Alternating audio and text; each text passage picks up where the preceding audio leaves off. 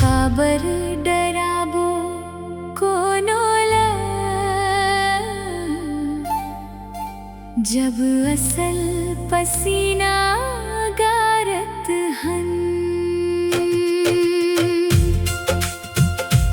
हम नवा सूरज पर घाए बर श्रम के आरती उतारत हन।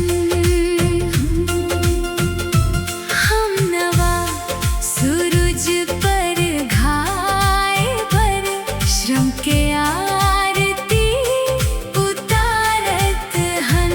चाहे कोनो हासे थूके रत्ता के कांटा चतवारत हन। हम नवा सूरज पर घाए बर श्रम के आरती उतारत हन।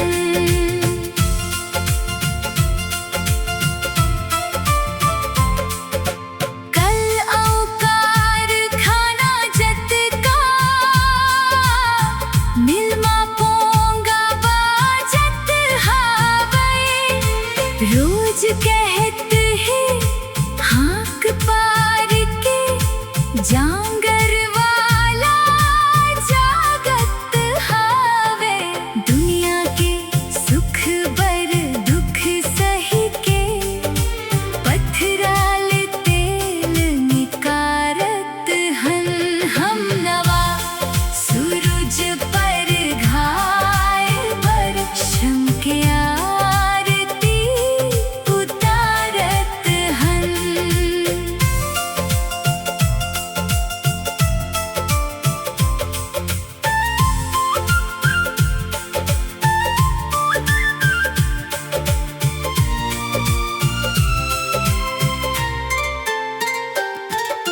सोना कस तन बूता के धुन माटी कस करिया जाथे। नांगर जब गढ़ थे भुइया के कोरा हासत हरिया जाथे। सुस्ता के अमृत कुंड आज हम गजब जतन ले झारत हन। हम नवा सूरज पर घाए बर श्रम के आरती उतारत हन। श्रम के आरती उतारत हन।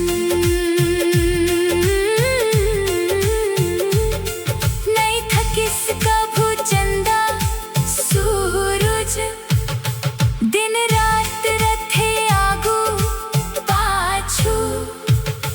रही थी करनी के नाव अमर नहीं रहे भरम के बहिरासु।